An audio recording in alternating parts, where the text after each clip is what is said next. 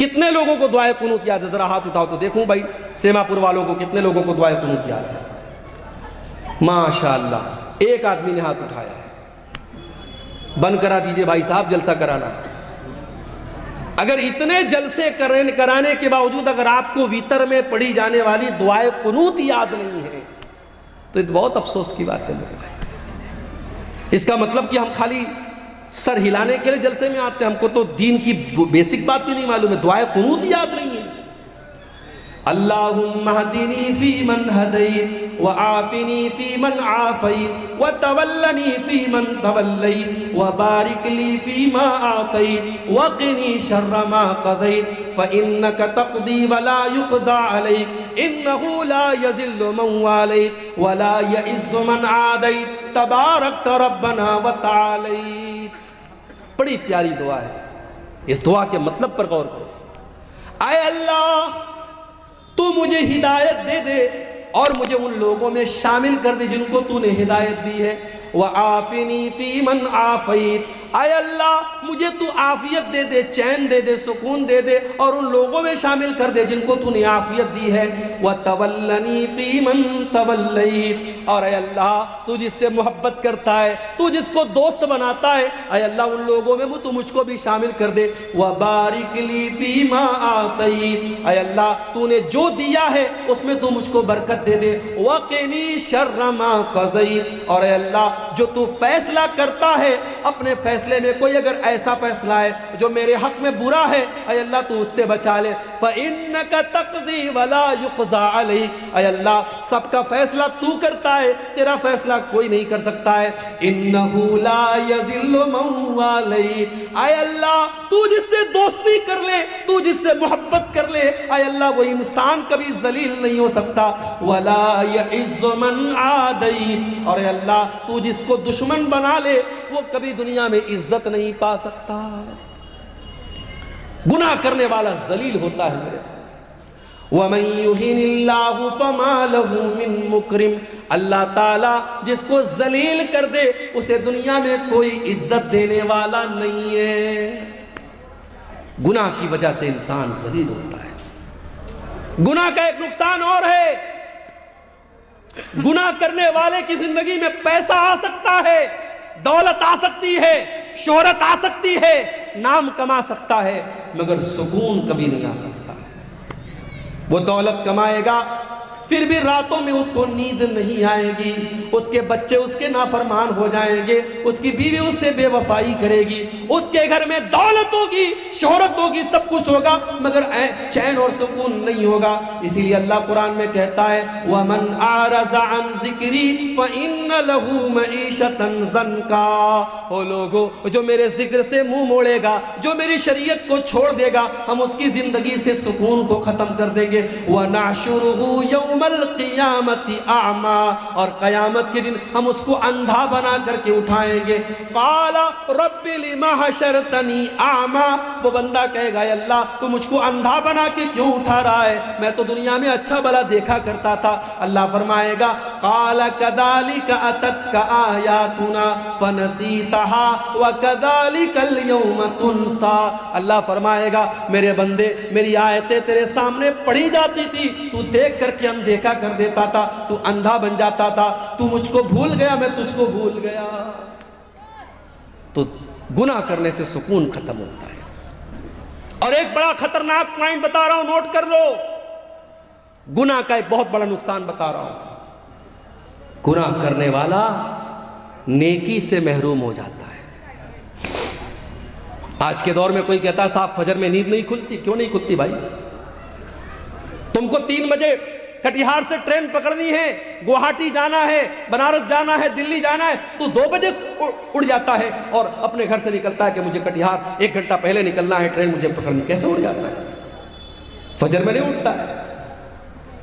کیوں نہیں اٹھتا ہے؟ گناہ کی وجہ سے اللہ تجھے فجر کی نماز سے محروم کر رہا ہے۔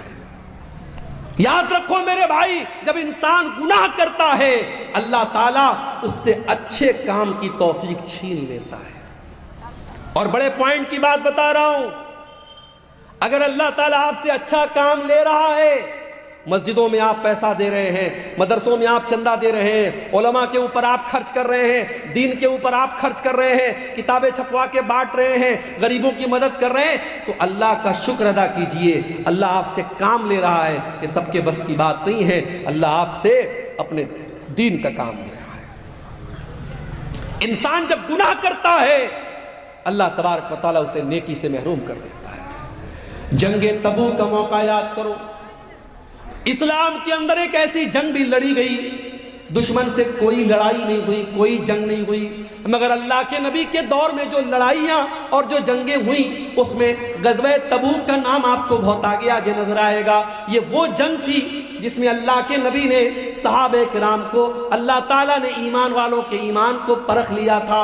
700 کلومیٹر کا سفر کرنا تھا، مدینہ سے 700 کلومیٹر دور جانا تھا، اور اس دور کی سپر پاور سے مقابلہ کرنا تھا، رومن امپائر سے مقابلہ کرنا تھا۔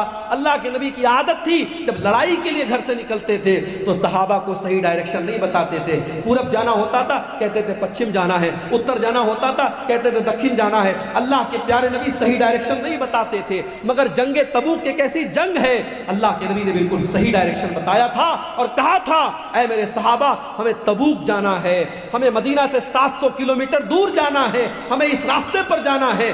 گرمی کا موسم تھا، کھجوروں کے پکنے کا ٹائم تھا، اس جنگ میں بہت سارے منافق لوگ نہیں گئے، بہت سارے منافق لوگ نہیں گئے، 2-4 سچے مسلمان بھی نہیں گئے اپنی کاہلی کی وجہ سے، انہوں نے بعد میں اللہ سے توبہ کر لی۔ لیکن جو منافق لوگ تھے، جو بے ایمان لوگ تھے، جو کام چور لوگ تھے، جو اللہ اور اس کے رسول کو دھوکہ دینے کی کوشش کرتے تھے، جب اللہ کے نبی واپس آئے تو اب یہ آ کے بہانہ کر رہے، کوئی لنگڑا کے آ رہا ہے، اے اللہ کے نبی میری تو پیر میں بہت درد تھا، میں اس لیے نہیں جا پایا، اور اے اللہ کے نبی میرے پاس پیسہ نہیں تھا، میرے پاس یہ نہیں تھا، میرے پاس وہ نہیں تھا۔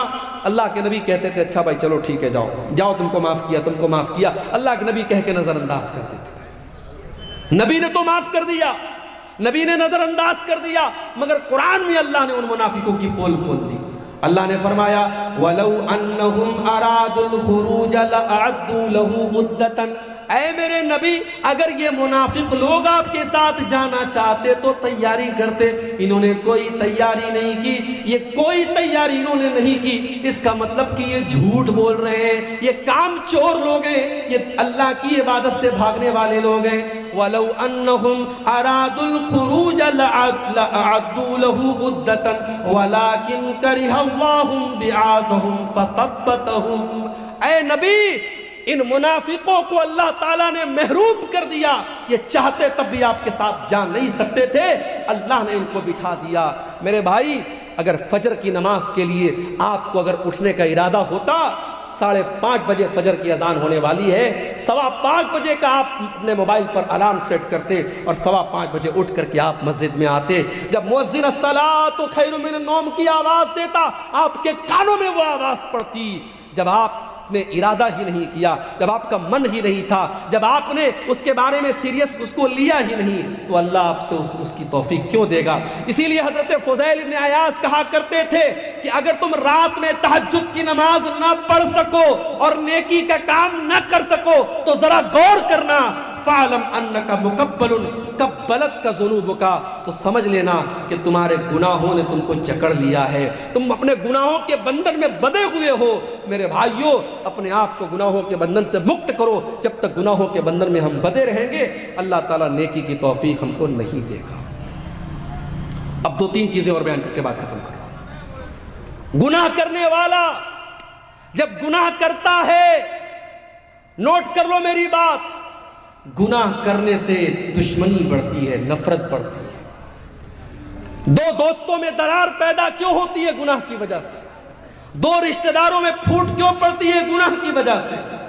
اللہ کے نبی فرماتے ما تباد اسنانی، جب 2 لوگ ایک دوسرے سے محبت کرتے ہیں، جب 2 لوگ ایک دوسرے سے دوستی کرتے ہیں، تعلق قائم کرتے ہیں، جب 2 لوگ ایک دوسرے سے محبت کرتے ہیں، ان کے درمیان نفرت تب پیدا ہوتی ہے جب دونوں میں سے کوئی ایک اللہ کو ناراض کرتا ہے، جب کوئی گناہ کا کام کرتا ہے تو دوستی ٹوٹ جاتی ہے۔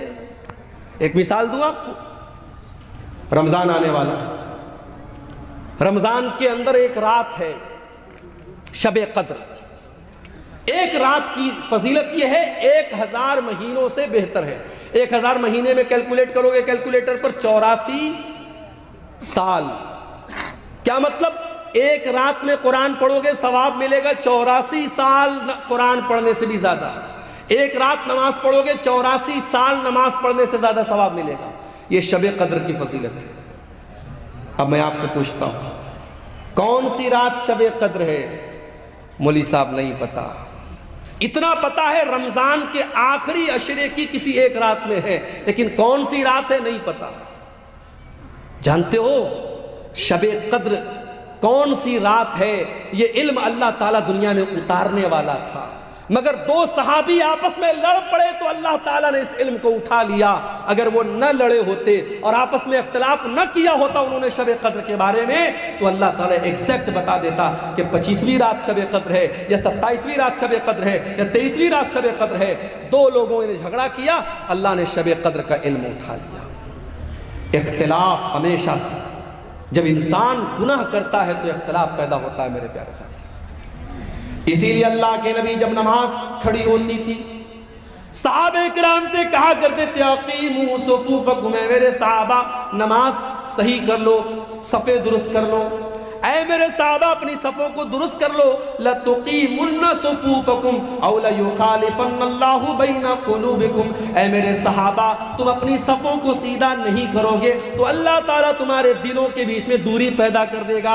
یعنی ایک سنت آپ چھوڑیں گے نماز کے اندر، اگر سب کو سیدھا نہیں کریں گے اور قدم سے قدم اور کندھے سے کندھا ملا کے کھڑے نہیں ہوں گے تو اللہ تعالیٰ دل میں دوری پیدا کر دے گا.